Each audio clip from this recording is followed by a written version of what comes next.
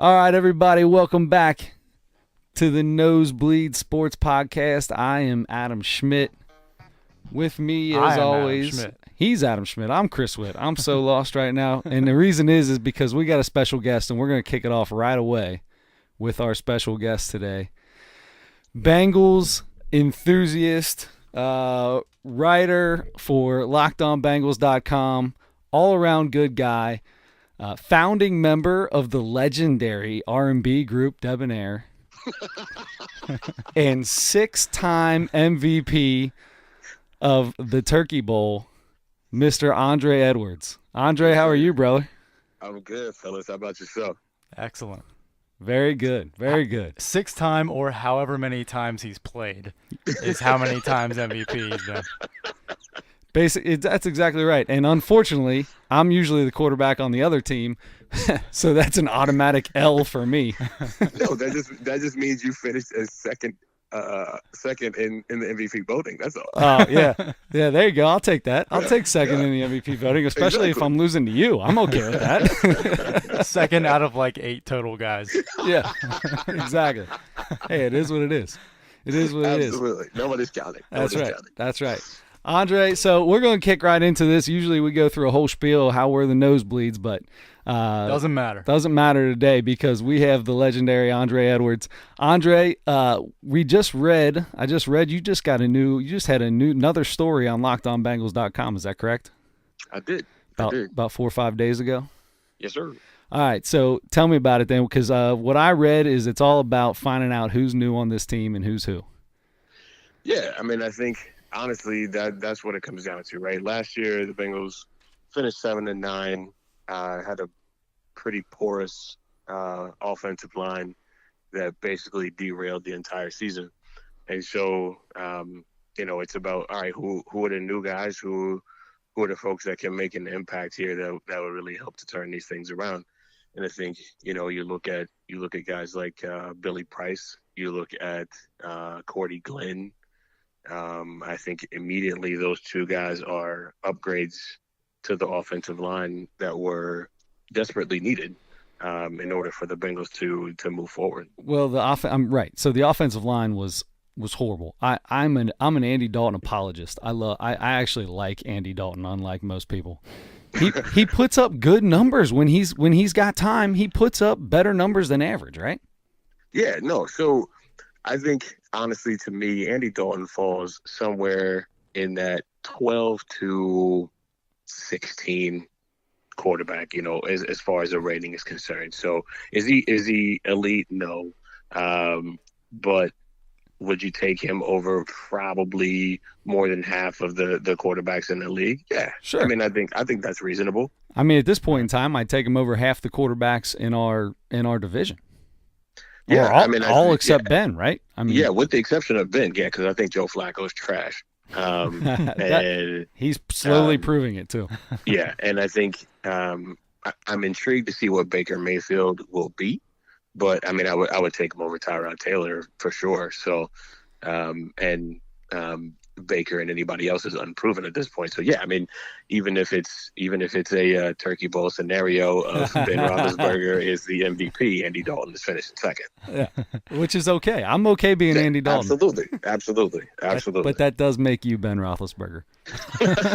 Oh. I'm not sure I'm excited about that. But I'll take it. So Andre, since Andy Dalton is about an average quarterback, and since there were some changes on the offensive line, and since I'm hearing that Joe Mixon is primed for a breakout year, are the Bengals going to be more of a run team this year? So, more of a run team. That really depends on how you decide to look at it. Because I think if you leave it up to Marvin Lewis has always been a guy who wants to establish the run and stop the run. Right. That's what you do in Marvin Lewis's head in order to win games in the NFL.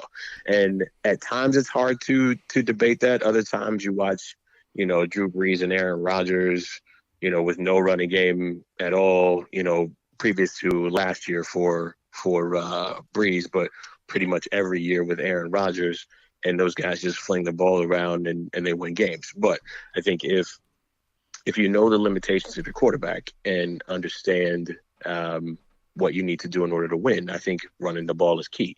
Now, does that exclusively mean that, Joe Mixon or Giovanni Bernard lines up in the backfield and you hand them the ball 30, 40 times a game? No. I think there is the opportunity for an extension of the run game. So, your screens, your dump offs, your quick passes to the outside, like they did at Joe Mixon, the West Coast, the West Coast type offense. Exactly, right? So I think those elements added to Mixon in the backfield will help to elevate his overall profile. I mean, I could easily see him, 1,500 yard plus total yards for next year. Yeah. For sure. Especially because with Bernard, because Bernard's going to get a lot of the third. Is he going to be the third down back, or is Mixon going to be an every down back? So far, the way the Bengals seemingly like to do it is they will give Mixon a series or two and then have Gio come in and spell him for a series. So instead of the traditional, hey, you're first and second down and Gio comes in on third, a lot of times what they do is, all right, you're first series, second series, Gio's third series, you come back fourth series, Gio's fifth series type of deal. I think they find benefit in having the running back find some kind of flow as opposed to, hey, you're in once every 8 or 10 plays.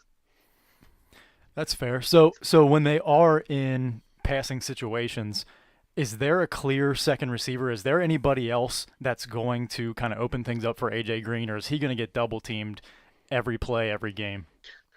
So I think at the beginning of the season, he's definitely going to get double teamed without question. And until somebody else steps up and proves that they are that guy, that's what's going to happen. I mean, I think it's relatively equivalent to, the year that Marvin Jones and Mohamed Sanu broke out. And I want to say 2013-ish. Right. Everybody knew AJ Green, but who's on the other side of this guy? And right now, that's going to be Tyler Boyd and John Ross. And I think if you look right now, that number 2 wide receiver is probably going to be Tyler Boyd. At this point in time, it's got to be, because John Ross. From what I understand, he can't catch a ball. Maybe not can't catch a ball, but he's got the drop. He gets a little bit of the dropsies, right? Yeah, but his speed, you have to do something with him. I mean, he's got to be out there. Yeah, and I think John Ross needs reps, right? Ross needs reps. He played 17 total snaps. He had 17 total yards. Played a handful of snaps last year. That you just, until you do it consistently all the time and you're out there and you get a feel for the game, you don't have anything to rely on. So has he had some drop issues in camp? Yes. Am I overly concerned about them? No, not yet. But I go back to saying I do believe Tyler Boyd is that number 2 wide receiver at this point. So Tyler Boyd's your number 2. All right. So let's jump. So the one more offensive question for you. For me, well, at least on my side of things, Tyler Eifert. So, my man, that's just a question mark. Right there. It is. It's literally a walking question mark, all day, every day. So they've been giving him a lot of breaks in camp. So they got rained out today. Basically, practiced for half an hour. Tomorrow is a 1 hour, is a little walkthrough. 2 days break, basically. Yep. Saturday's when they play, correct? So basically a 2-day break. So Is he actually going to play in this game? Because at some point in time, he's got to get on the field and actually make some football moves. So if I had to take a stab at it, my guess is he plays the 3rd preseason game. I don't think he'll play at all this week. I don't. I really don't. Given how the weather was, I think if he would have practiced full go today, they would have felt comfortable giving him off tomorrow and then, go through the walkthrough on Friday. But given the shortened practice today and the rain and the conditions, I mean, ultimately, guys, preseason doesn't matter. Sure. Like, it really doesn't. Unless you're a guy who's been injured, though, right? I mean, unless you're a guy who hasn't played in a while, you need some reps. You need some reps, but at the same time, I'd rather you get those reps during the regular season, because it's not a timing issue between he and Andy Dalton. Yep. It's purely, can this guy take a hit? And I think the Bengals have done a pretty good job of ensuring that, all right, cool. If he doesn't make it, at least we have Tyler Kroft. At least we have CJ Uzama. We got Ryan Hewitt. And those are guys that we know can be productive. I mean, Right.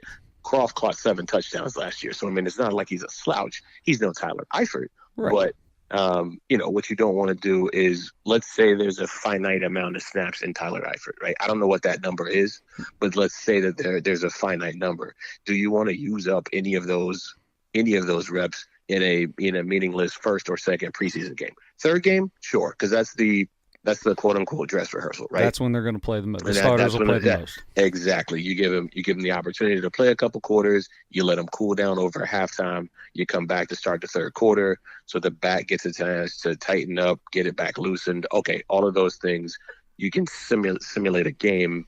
In that third preseason game, I wouldn't play him in the second game. I just wouldn't. You just wouldn't do it. See, I was thinking maybe more of a split him out wide, let him get some timing in a game, because you're getting timing out there on the practice field, but is it really game situation? So if you split him out to where he's only going to be in single coverage, and you don't have to worry about him having to take on a blocker or a linebacker coming from the side where he's got to do some kind of pivoting with that back. If it were me, I'd put him out there. I'd stick him out. Honestly, I think that's exactly the plan that they have. Honestly, I think for the entire year is, all right, do we really need Tyler Eifert at the end of right tackle or left tackle throwing a block on a linebacker? No, you don't want to do that, right? With this offensive line, though. Yeah, but you have other guys. I mean, sure. from Hewitt it being line. actually Exactly. Tyler Eifert. Yeah, Right. you might need a body, but does it have to be his body? Right. And so I think initially you probably have him work 20 yards and in, so red zone. Absolutely key to have Tyler Eifert there and doing what Tyler Eifert does. Between the 20s, he's split out wide. He's in the slot, those type of things where he is taking on, safeties, smaller, quicker linebackers, maybe accidentally lined up against a cornerback, stuff like that. And that's really what they're looking to do. And I see that being a long-term strategy, at least for most of the year with him. The Gronk style mismatch. Yeah, absolutely. And right. I mean, I think Gronk terrorizes the league because no linebacker is fast enough and no safety is big enough. Right. Yeah. And then Tyler Eifert comes in at 6'5" or 6'6", 250. I mean, he's a big boy. With a great mullet right now. Yeah, that's an epic mullet. It is. The D line's been a strength for a while. The linebacking core with Vontaze Burfict isn't bad. So they're pretty strong up front, right? Yeah. But what about the secondary, specifically the corners? What are we going to get from the corners? So I think your top 3 guys are pretty solid. William Jackson, I think I need to see another year of him continuing to grow and continuing on the trajectory that he started last year, which was his second season since he missed his first due to injury. Mm-hmm. But if he continues to grow and becomes the corner that I think he is projecting to be, that's your lockdown corner moving forward. They could use it. I think. Yeah, no, absolutely. I mean, when you play in a division with Antonio Brown, like, you got to have somebody who can play some defense, right? Yep. And I think Darqueze Dennard really came on last year being that slot cornerback. I don't know if I trust him on the boundary. His straight line speed isn't great, but his short space quickness and route recognition is pretty good.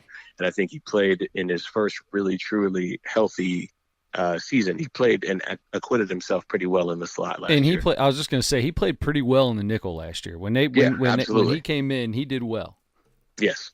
And then Drake Kirkpatrick, I dislike Drake Kirkpatrick as a quarterback. Really? Yeah, as a quarterback. I mean, I think he's a great guy. I think he does great things for the community. And I think he's a decent corner. I think Dre's issue. If Dre was a 3rd-round draft pick, I'd probably have a whole lot less issue with Dre, right? Sure. Yeah, that's fair. If Dre didn't sign a 5-year, $50 million contract to be, quote unquote, that number 1 cornerback before William Jackson came along, I probably wouldn't have as many issues with him as I do. But unfortunately for him, he is a 1st-round corner, and I expect a lot, out of that position.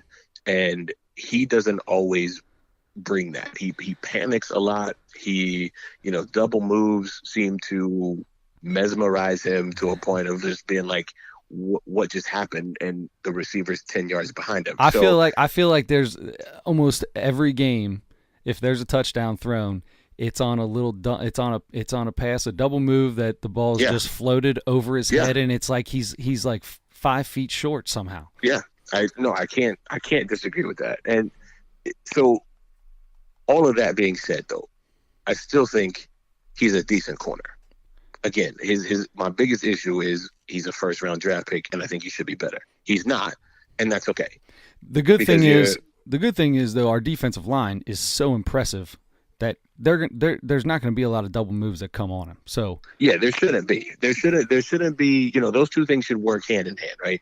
You got really good cornerbacks oftentimes because you have a really good defensive line. Very, very rarely is it the other way around. I mean, you'll walk up on a guy like a Revis or a Norman who can, buy the defensive line a couple, an extra second or two. But most of the time, your cornerbacks look really good if you have a really good defensive line. Right. So I think with that, getting back to the point of what do I think of them, I think your starting 3 are pretty solid.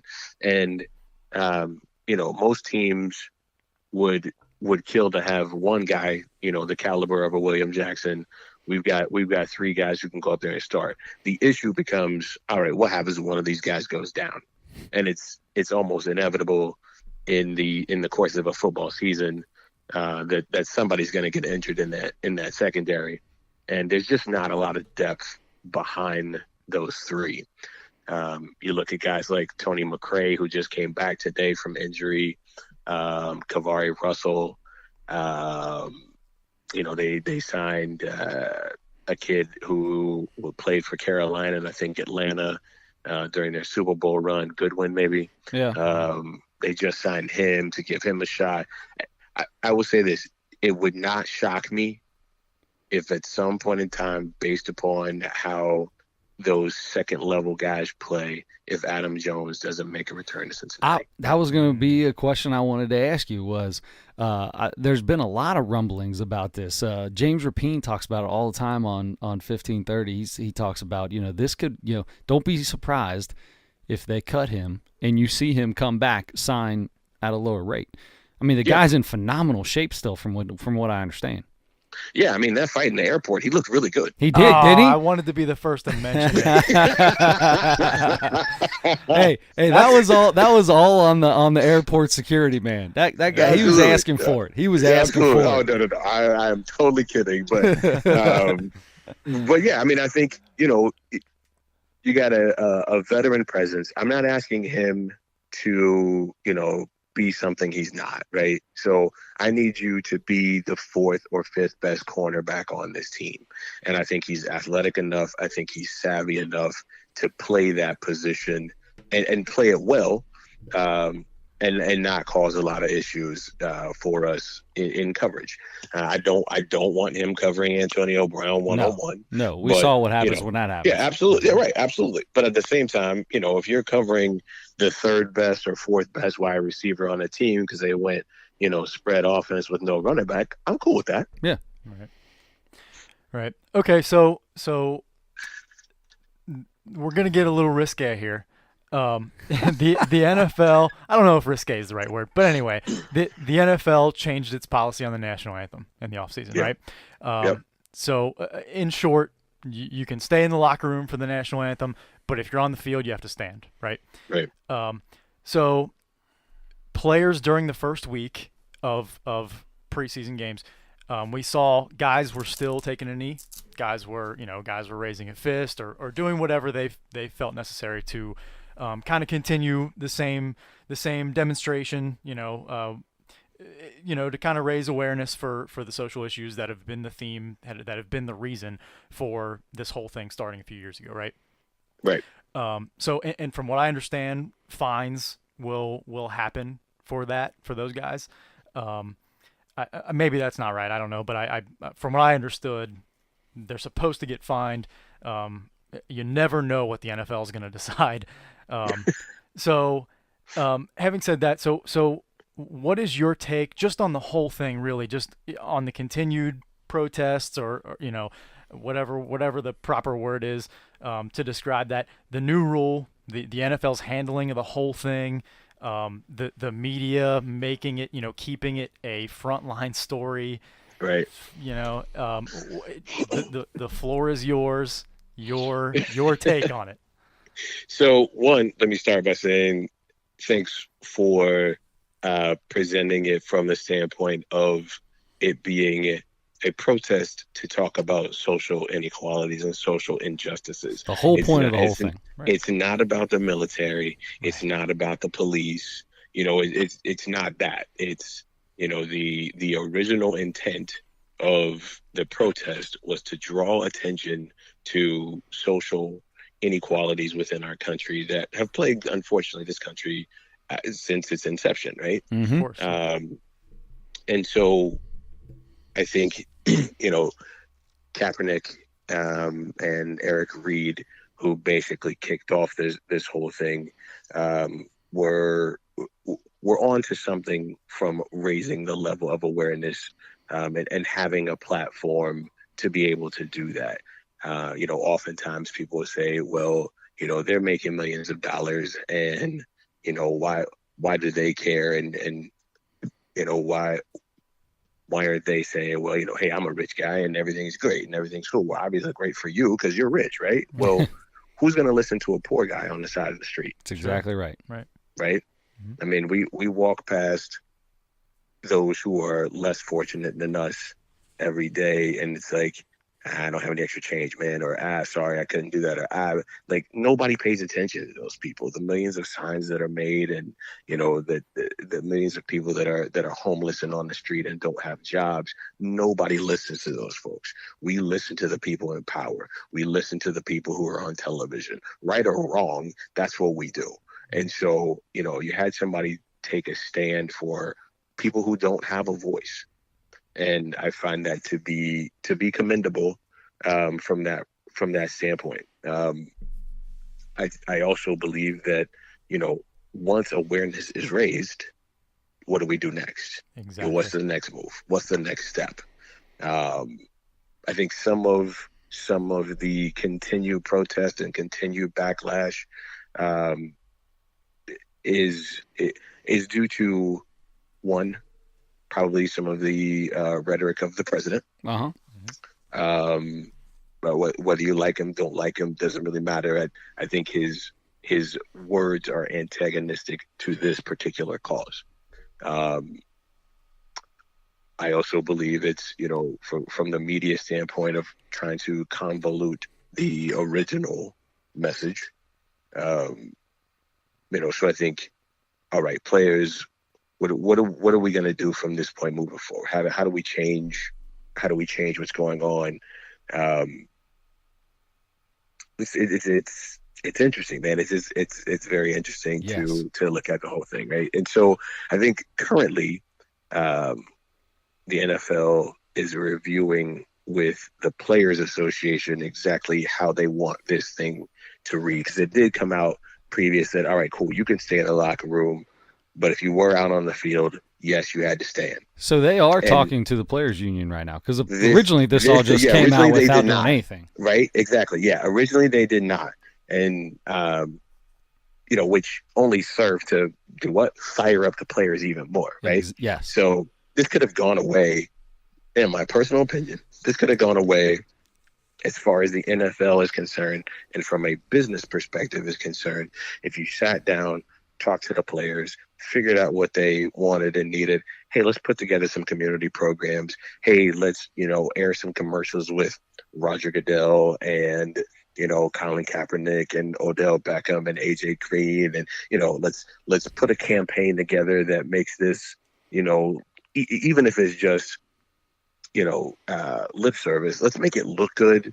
Let's get out and do some things for the community. Let's help support the players and the things that they do. This could have gone away, but instead, it got turned into faux patriotism. It got turned into, anti military, anti police, and the NFL panicked. And you start looking at sponsorships and money's going out the window, and what do we do? What do we do? What do we do? Well, players are wrong. We got to stop this right now. And I don't think that was the right way to go about it. I think they completely botched it. Oh, they lost control of it real quick. They lost control. Yeah. And I mean, it's like, unfortunately, it's like a lot of things with the NFL, like the domestic violence piece, the,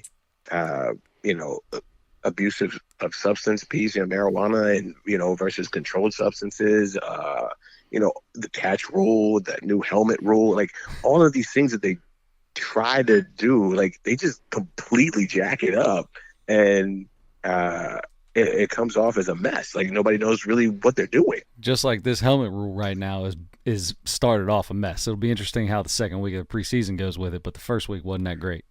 No, it was awful. It was awful because there were too many times that as a fan I had to question what exactly the referee saw.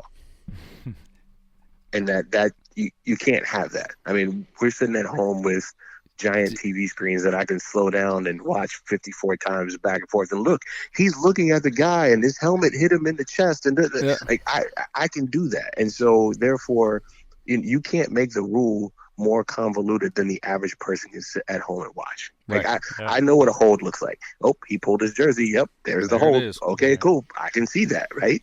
For the most part, I know what pass interference is. For the most part, sometimes I get it wrong, but for the most part, I got a general idea of what that is, right? And there are, it's unfortunate that due to, again, what it comes down to is money and sponsorships and perception.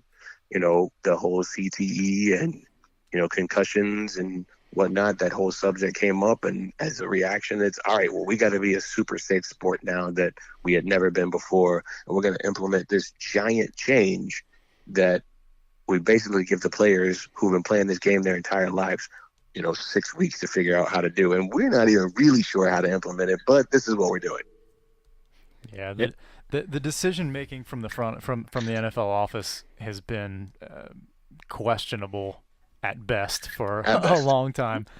At best. They so as a matter of fact, somebody sent me an article today, just like a few little things that I forgot about, but things like in 2012 the NFL had an issue with Tim Tebow kneeling for each game to pray. They had an issue with Tebow wearing the phrase John 3:16 on his eye black. In 2013, they fined Brandon Marshall for wearing green cleats to raise awareness for people with mental health disorders. 2014, they entered a Robert Griffin III, entered a post-game press conference wearing a shirt that said "No Jesus, No Peace," KNOW, but was forced to turn it inside out when an NFL uniform inspector before speaking. How about John Kidna? Remember John Kidna? He wore a cross hat and he wasn't allowed wearing it. I mean, there's so many rules and silly things like that, that you'll never see in an NBA locker room or MLB locker room for that matter. You wear whatever you want after the game; it don't matter. The NFL's they've always had some insanely ridiculous rules. Guys, they would give you one warning if your towel was too long on your coming out of your pants during a game. I mean, absolutely, it's stupid. How much does that matter to the game? I mean, is that changing anything for anybody? Everybody's got to look the same, man. It's all about the shield. Yeah, I guess. Yeah, and I think that's the NFL's biggest issue is they don't allow individuality, right?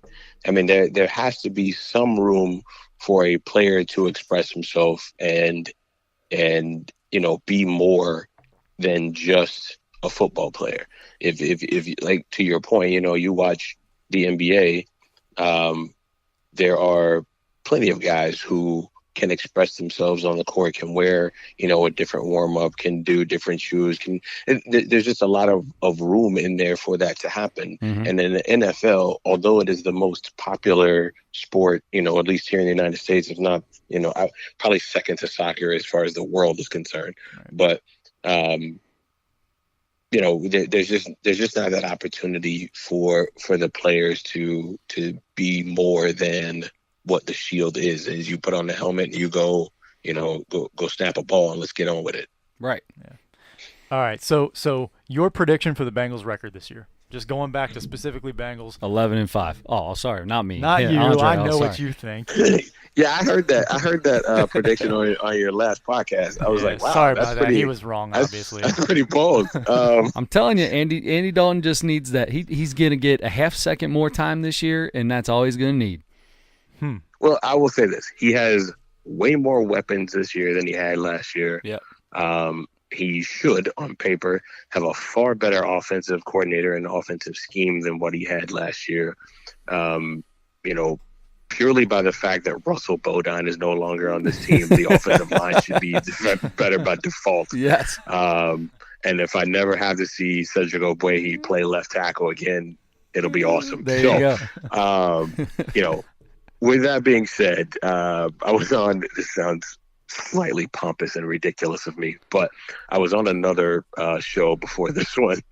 And, pompous it up, man. That's why we got you on here, because you're worldwide, brother. We're just trying to get somebody big on. It just sounds crazy to me, but so we kind of went through the schedule game by game, right? And he's a Pittsburgh Steelers fan, and so we were kind of joking back and forth about games, this and that.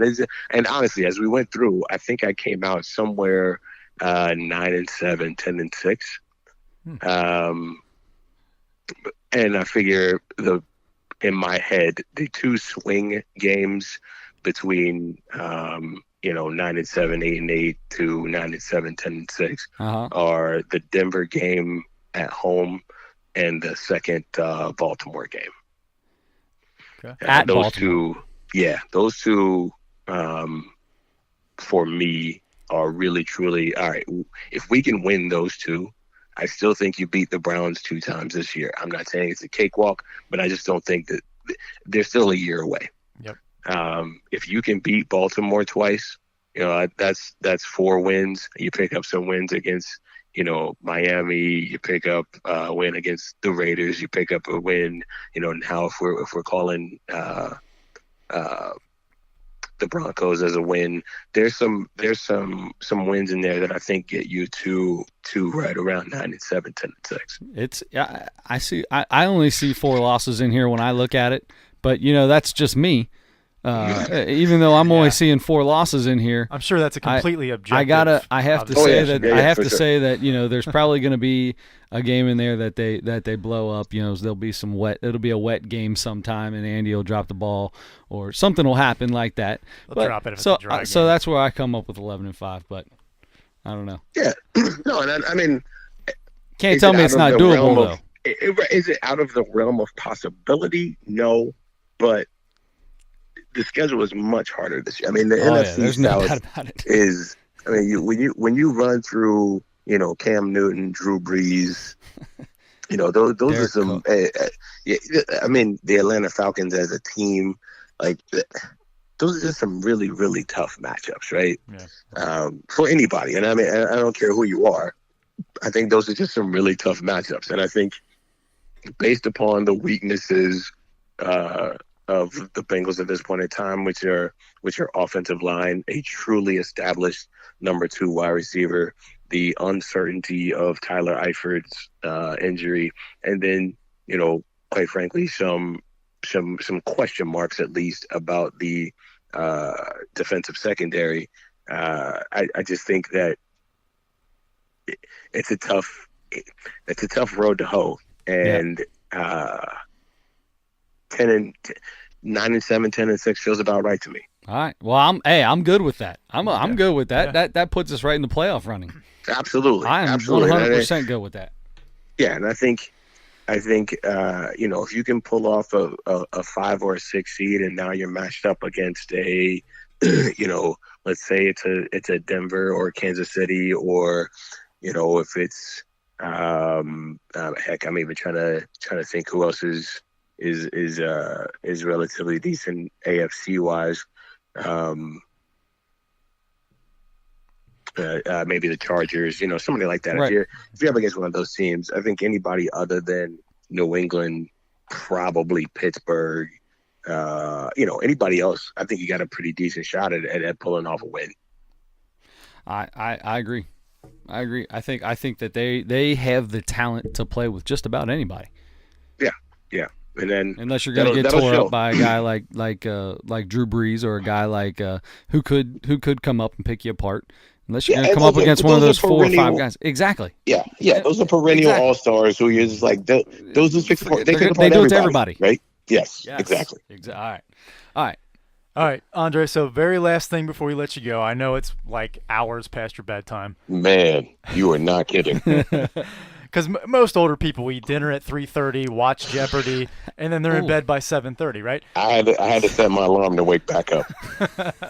You told me before you were on your 18th cup of coffee or something Absolutely. like that. Yes, sir. Yes, sir. We appreciate you hanging in there. Very last thing for you. So we do a segment, just kind of a fun, silly thing here. Swipe left or swipe right. Now, you haven't been single for a long time, I believe. I was like, Chris hasn't either. I am. I'm gonna pretend like I have no idea what you're talking about. So what are we talking about? So that's a reference to dating apps these days. So if you get the profile, the girl's profile. If you don't like her, you swipe left. If you like her, you swipe right. If both people swipe right, you match and you get to talk and all that silly stuff. So only I know about that because I'm a 36-year-old man who is still single for many, many reasons that we won't get into. So anyway, that's a whole other podcast. We've had episode 8. If anybody's listening, just take a listen to it. It's great. It is phenomenal. All right. So anyway, before I embarrass myself any further, so swipe left, you don't like it. Swipe right, you do like it. All right. Got it. Yep. Vontaze Burfict, after returning from his 4-game suspension to start the season, gets suspended for at least 1 game before the end of the season again. Swipe left. Swipe left. I agree. Okay. All right. I agree. All right, I got one that I want to say. So, Debonair is a boy band. Swipe left. Thank you. R&B group, right? The group. R&B group, and let me tell you, sang the national anthem at the Bengals game and watched. Go on YouTube and you can see it. Phenomenal. Looked like you guys had a blast. Outstanding. Oh man, it was an amazing experience. It's a day that will live in my memory for a long time. That's for sure. All right. So last one for me. You have another one after this? No, I'm good. Okay, so very last one. Andre Edwards is going to grace us with his golden voice and sing a few bars right here on the Nosebleed Sports Podcast. That's a strong swipe left at 11 o'clock at night. Oh, man. He got kids sleeping, man. I had a bad feeling about that one. All right, we'll do an earlier one someday, and there you go. We'll record it. We'll record it early. There you go. All right, man. Hey, Andre, thank you very much, man. We really appreciate you coming on. Hopefully, we do it. Hey, next week, we got a special in-studio guest, another Edwards by the name of Bobby Edwards, who will be here with us. So you guys are doing big things. You got to listen to that. Oh, boy, you know that's going to be a good one. So anyway. It's been fun, boys. I really appreciate it. Yes, thanks for having me on. Have a good one. Andre. All right. All right, there we go. Andre Edwards, everybody. That is the man, the myth, and the legend. Bengals.com. Didn't get to his Twitter account. That's true. It's at Andre Edwards 06. I hope he doesn't mind me giving that out, but you can find it on the internet anyway. So yeah. Anyway, he's excellent huge. follow. He's huge. He knows everything about the Bengals, as he just proved. So follow him on Twitter. That's our there man. You go. Speaking of Twitter, you can follow Adam on Twitter. Yeah, you can. Adam Schmidt 44. So I said I was going to tweet twice last week. I only tweeted once. I apologize. I'm going to do better this week. At Sick With It. It's all right. It's hard for me to get on the social media deal. You know you're a busy man. I get it. I mean, I don't know about all that, but it is what it is. All right, so you can catch us at the Nosebleed Sports Podcast on Facebook. Listen to us on iTunes, SoundCloud, all that. We appreciate everybody listening. Subscribe. Get yourself a T-shirt. Beat the Streak. Our Beat the Streak app is getting up there. We just had a tie for first place. Annihilator has tied Bushy Box for first place with an 11-game hit streak. I don't know if he got one today or not. I've jumped up to 5 so far running, so we got some things going on, big things going on. Go to the Beat the Streak app, hit the nosebleed, type in nosebleeds, one word, under groups, join. Good luck. Yeah. How have you done so far? You know, I had a 6-game streak come to an end last night, and then I had Freddie Freeman tonight, who I know already got a hit, so back on top. Back on a 1-gamer. Back on top. And we didn't get into, so my favorite thing that we've been doing on the Nosebleeds has been the ugliest man in Major League Baseball. So last week we didn't tell you what happened. Ron Robinson beat the brakes off of John Lackey. This week was actually pretty close to the same. We had Joe DiMaggio up against Tyrone Hill, not the former Xavier player. Tyrone Hill, the legendary cockeyed ex-Milwaukee Brewer, and that was also not even close. So far, it's been nothing but chalk. The 7 seed took that over, and so that was Joe DiMaggio. Much uglier. He won 70% to 30%. We appreciate everybody voting on that. This week, this is a big one because now we're into the 8-9. We're into the 8-9. The last first round. The last game in the first round. Randy Johnson, the 8 seed, against Ezekiel Estacio. Yeah, most people remember Randy Johnson because he's a Hall of Famer. Most people probably don't know Ezekiel Estacio, but get on the Nosebleeds Facebook page and check it out. It'll be on there to vote on. You'll see Ezekiel Estacio. We will find the ugliest picture of him we can find, and you will see just how I think the 9 seed. I think this is going to be our first not. upset. I think this will be our first upset. I think Ezekiel's got Randy Johnson beat. I'm going to disagree with you. Really? You're still going? I think my vote's Randy. You're going Randy, huh? Mm-hmm. All right. Well, we'll see what happens. I mean, he's getting blown out in the second round anyway, so it doesn't matter. But Randy Johnson, he's got to face Don Mossy. Whoever wins this has to face Don Mossy. Right. The very next game. The very next game. Don. Right. So good luck to you. Get on there. Check it out. All right. So here we are. Adam. Yes. We got started real quick with Bengals conversation because we got started a little late due to some non-sleeping children. Adam, how are you today? I'm extraordinary. Extraordinary. Especially after our first guest ever in the first podcast. Ever guest, podcast guest. I'm pumped. I'm not going to sleep tonight. I probably won't either. Well, at least until I get all this stuff put up. All right. So, let's get started, man. What are we gonna get into first? Now that the Bengals are done, we're 45 minutes into this thing already. We talked to Andre for a long time. What do you think? Well, really, the only other thing going on, at least locally, is the Reds. We're in the dog days of summer now. It's the middle of August. It's a losing season. There's no question about it. They were red hot for a couple months. They've regressed a little bit here in the last couple weeks. 3-game losing streak. Yeah, and they're actually today. So I don't know what they did today, but it was 3 games before tonight's game. Yeah, and coming into tonight's game, they were 4-9 in August so far. They lost the series to the Mets last week, who have a worse record than the Reds. And they took the L today. Okay, so they got swept now by the Indians, who are phenomenal. They're a fantastic team. But, you have Scooter Gennett at the All-Star break, I think, was leading or maybe second in hitting in the league. Mm-hmm. He's down to 304 now. That's still good for like 7th, I think, for 6th or 7th, I think, in the league. But, he's regressed a little bit, and I don't think anybody expected him to stay at the level he was at for a couple months. But, I mean, he had it going for a while. So, I started thinking like, hey, maybe this guy's this good. He's still good. He's still leading the team in hitting. Yeah. He's at 304. He's still in the top 10 in the league. But he's slowed down a little bit with the RBIs. Eugenio Suarez has actually slowed down a little bit too. He's still at 300 and he's still top 5 in RBIs. He's 5th in baseball in RBIs still. Votto's interesting. I wanted to ask you about Votto's always interesting. He is always interesting. He is always interesting. He's always interesting, and no matter what he's doing, I like him. I'm a fan. Right now, though, he's hitting 287, which isn't bad for most baseball players. It's not terrible great for for him. Right. He has 9 home runs and 55 RBIs. Now, he's only 1 or maybe 2 seasons in his career been a power hitter, really. He's more. He leads the league in on base every year. He drives the ball the opposite way. Right. He's up there trying to hit the ball where it's pitched. He's getting on base, and that is his concern. Now, when he gets on base that frequently, and you have Scooter Gennett and Eugenio Suarez having the seasons they've been having, do you expect him to score a lot more runs than 58 at this point?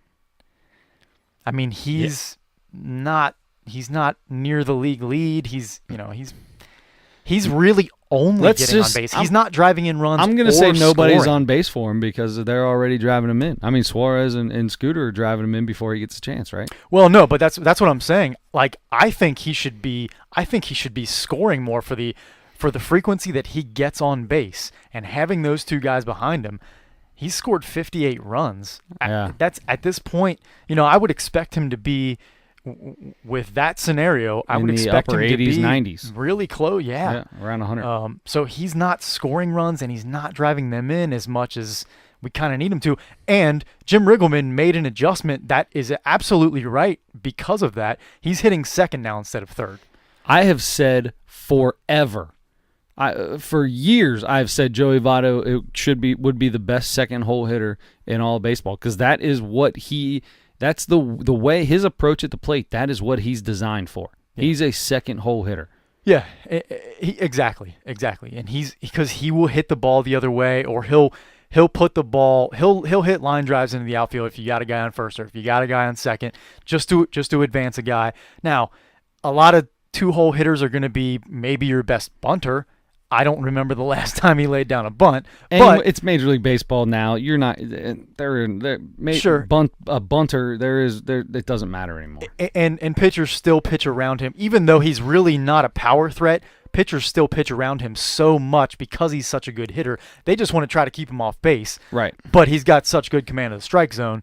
He's ending up on base whether it be a hit or a walk. Right. So he's much better for the 2-hole. Certainly. So I'm very happy about that move from Riggleman, who Jim Riggleman has done really a good job. I mean, he's really done a good job. He's done a good job, but the way that he's managing, I know he's managing for a job, and he needs, and he's out there trying to keep a job, and he needs to win games to do that.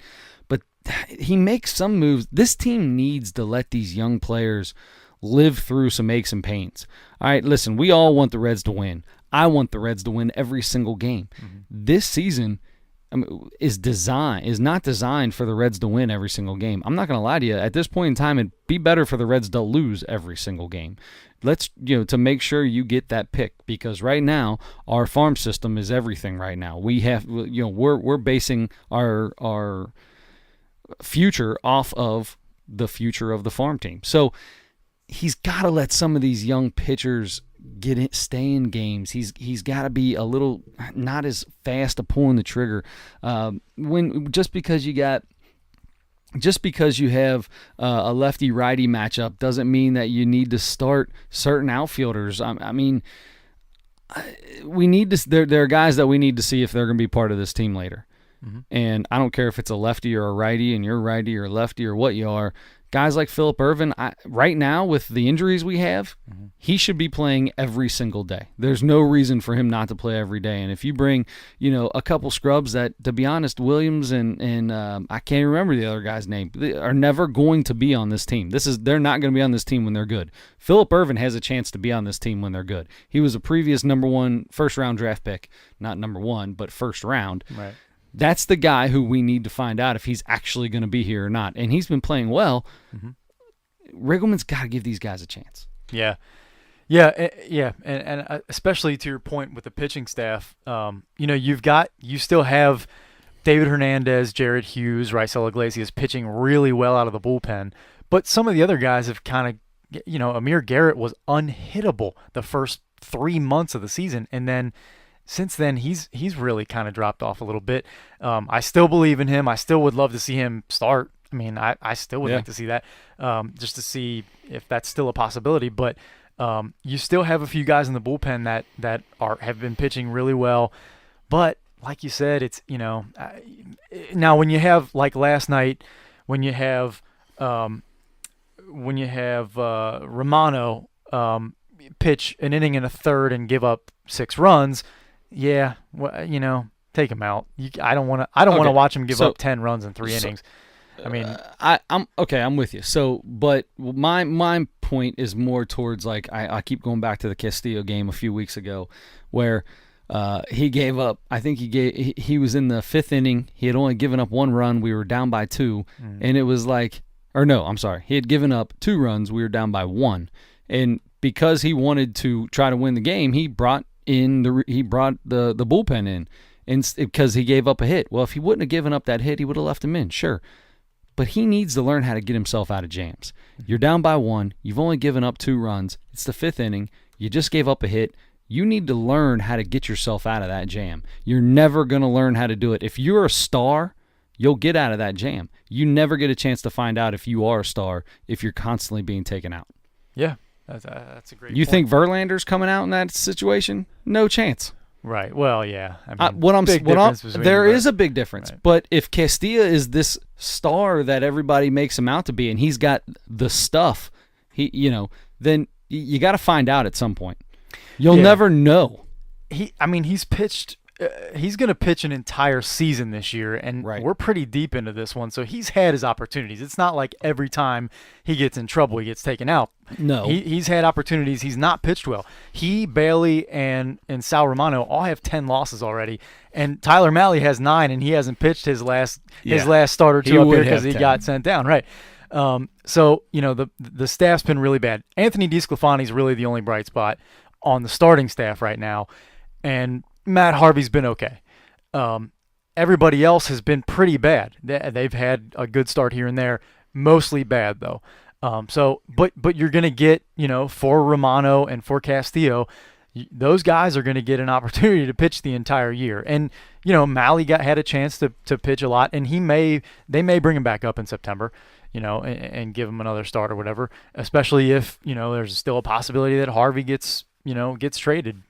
Right, sometime before the end of the season. So it'll be interesting to see what the the young guys do, the outfielders, and the pitchers on this team. See what they do for the rest of the year.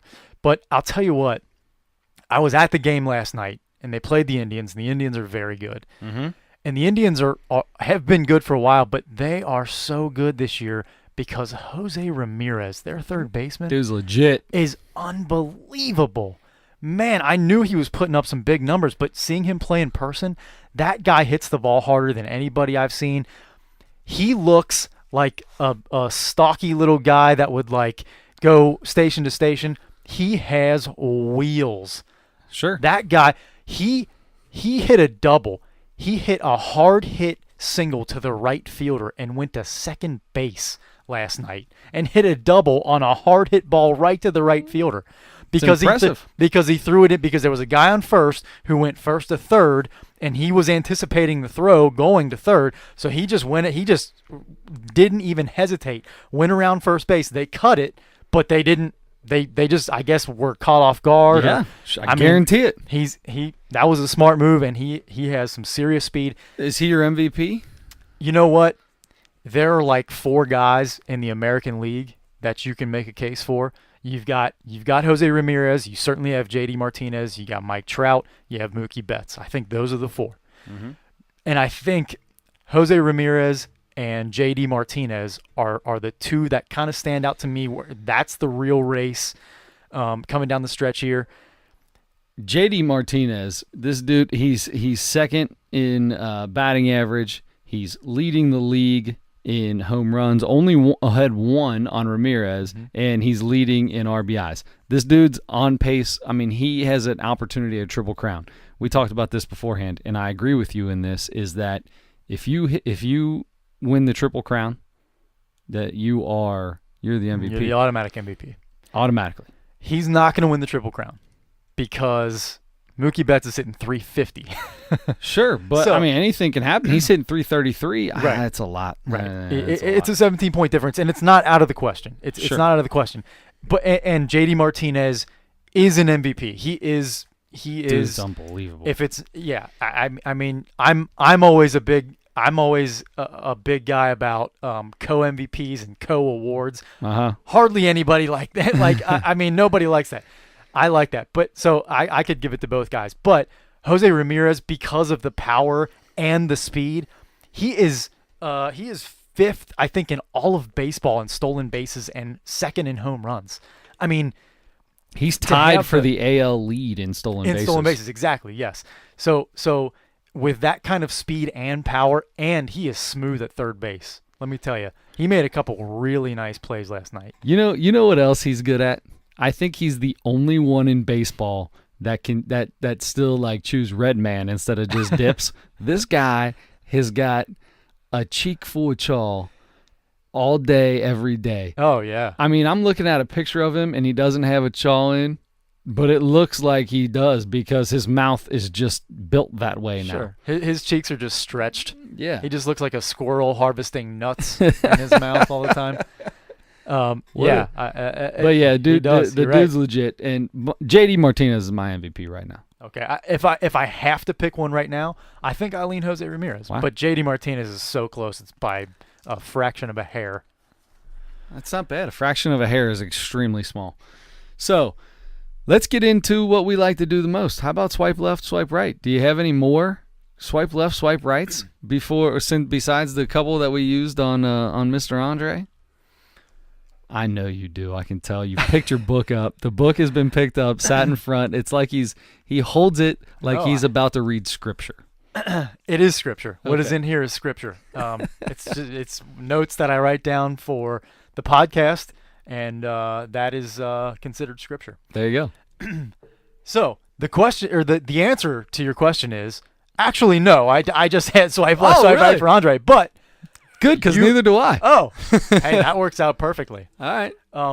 That doesn't mean I can't come up with one. Okay, so while you're thinking of that, my swipe left, swipe right, I have two of them. The American League Cy Young goes to anybody other than Chris Sale. No, swipe left. I agree swipe with you left. on that. Chris Sale's, he's just about won it already. I mean, there's nobody anywhere near Chris Sale right now. There's a big scare with him. Obviously, the whole surgery deal and all this stuff, he comes back basically right away. The dude's and he's just as lights out as he's ever been. He still leads. He's tied for the league lead in strikeouts, and he missed 2 starts. Yeah, he's unbelievable. And then on the other side, on the National League side, just as dominant in my opinion, who already pretty much has won the National League Cy Young, Max Scherzer. Yeah. Max Scherzer, no question about it. Now, I kind of feel bad for a guy like Jake DeGrom, though, because the big thing on him is going to be that win-loss record. Yeah. Win-loss records are so terrible. The win-loss on a pitcher sucks because Jacob DeGrom has a 1.81 ERA. If you have a 1.81 ERA and you can't get wins, I mean, I can't even find him on the wins. Where I don't even know where he's at. He got 7 wins on the year. 7 wins. Right, and that's how bad. He's the Mets 7-7. Jacob DeGrom is 7-7 with a 1.8 ERA. That's so you take that out. I don't know that it's automatically Max Scherzer's deal. Right. Yeah. He's right there. DeGrom is right there. You're right. He really is. He is about 30 strikeouts behind him. And but that's why I give it pretty easily to Scherzer. Strikeouts. Honestly. I mean, strikeouts are so ridiculous now. I mean, 1.81. That's ridiculous. That's better than Chris Sale. And a whip under 1 as well. They both are the only 2 guys in the National League that have whips under 1. Right. That's unbelievable. Both of those guys, yeah.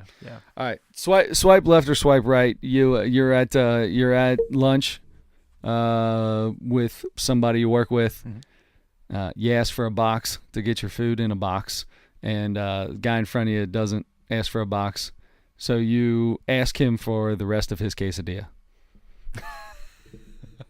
Why do I feel like this is a real life situation that happened to you? I was so irritated yesterday. I was so irritated.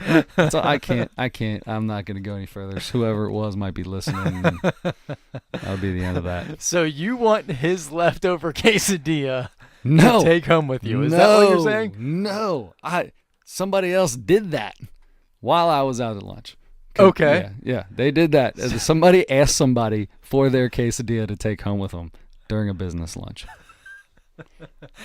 I swipe absolutely left on that. That's an easy one for me because I don't even do leftovers, period, not even my own. Exactly. But to ask someone for the food that they ordered and have not eaten, that's a great big no thank you for me. I can't. I still can't wrap my head around it. I've been thinking about it for 2 days. I'm so glad you brought that up. That is, no. The worst part is you thought that was me. You thought I was the one asking old boy for his food. You're full of surprises. Hey, let me get you peanut butter and jelly. You all right with that? Hey, if it's peanut butter and jelly, that might be a different story. It's a different story. Right. You're right. You're right. It is if it's different chocolate story. chip cookie dough ice cream, that's also a different story. Different story. You know how I am about germs. I might eat off your spoon if it's chocolate chip cookie dough ice cream. Why not? Absolutely not. Why not? I would not for sure do that. No. I would never do that. No, that's true. Although at the Witt household, here you go, swipe left, swipe right. Mm-hmm. Ice cream night at the house with the family. Okay. Not saying eat off my spoon. I'm saying let's say there's 5 people in family. One container, 5 One spoons. container, 5 spoons. That's how we roll. Hey, I'm swipe right to that all day long. Swipe as left as possible for me. I would no, because you're dipping the spoon in the thing, dipping the spoon in your mouth. I'm not dipping it. I am slurping it. You're off slurping it off the spoon, and then you're dipping your saliva-soaked spoon back in the ice cream again. It's not again. like I spit on the spoon. I wiped germs. off. I wiped everything off with my lips. So for me, you might as well all use the same spoon. That's the same to me. That's the same to me. Okay. And you're okay with that? Oh, dude, that's how I grew up. Okay. You use the same spoon? Use the same toothbrush? No, not using the same spoon. We didn't use the same spoon. Oh, you're saying am I okay with using the same spoon? Because you're essentially doing that if you're all using a spoon for the same thing and dipping it all back in. No, I don't. To be honest, it wouldn't bother me one bit if I shared a spoon with somebody. Yeah, you and I are very different on that, but that's okay. That's all right. There you go. We're different people. We're similar in a lot of ways, but we're different in that. In the me being germophobic and you being pretty free spirited, I'd say. Yeah. There's no doubt about that. Man, I completely forgot that we were on Facebook Live. I just pulled it up to turn it on. Looks like there's some people in there. You got to listen to the podcast if you want to hear Andre Edwards. You have to get on the podcast to hear the man himself. So if you actually want to know what we were just standing here nodding our heads at, it'll be on the podcast tomorrow morning. Please do yourself a favor and listen to that. Andre was outstanding. That was maybe the most fun we've had so far, for me at least. I mean, we always have fun here, but having our very first guest and it being Andre, who we've known for a long time and who is a Bengals encyclopedia, I learned like 10 million times more than I knew before that about the Bengals in the upcoming season and everybody on the roster. And so anyway, definitely listen. This week we had our first ever call-in guest. Next week I believe he's going to be in studio. I'm hoping he wants to be in studio. We're gonna make sure. I'm going to try to get him in studio. Yeah. If he wants to call in, that's fine too. But we've got room for him. Bobby, a very special human being with hilarious stories. Oh, I cannot wait. Great. To get into this. He's got 2 great Red stories we're going to share next week. Oh my Can't God. wait. A lot of laughter next week. It's going to be really funny. So, if you got anything, you guys want to catch us, like I said, we're the Nosebleed Sports Podcast. He's Adam Schmidt, at Adam Schmidt 44. Tweet box me at Sick With It. And let's see. So what all do we got going on right now? Let's finish it off. We'll talk about all the stuff we got, all the giveaways we're going to do, and then we'll get out of here. Okay. We've got so are you still doing the for new subscribers? Anybody that subscribes. Okay. All right. So new subscribers to iTunes Apple Podcast, SoundCloud, Castbox, YouTube, Facebook, LinkedIn. What's the one that got bought out by Facebook that everybody was on? Not sure. Yeah, iTunes, SoundCloud, you're the wrong. Castbox, No, YouTube. No, the Are we talking about what we're like on the here? First social media, no. Oh, it was yeah. Gonna be, you did your own wallpaper and your music for your Matchbox? page, and it wasn't Matchbox. That's a car. Anyway, wow, great job by me for trying to go there. We're not on MySpace. MySpace, thank you. Thank you. You were playing with me that whole time. It just popped in my head. Yeah. Anyway, we're not on MySpace, but if you find MySpace, see if Nosebleeds is on there. I'm sure. See what it is. Anyway, that's it. Sounds good. We appreciate it. As always, catch us, Bobby Edwards, on the show next week. Can't tell you how excited I am about it. Have to tune in. Please vote on Randy Johnson and Ezekiel Estacio. And that's it. Adam, I'm Chris. We appreciate it. Don't forget to turn your headlights on.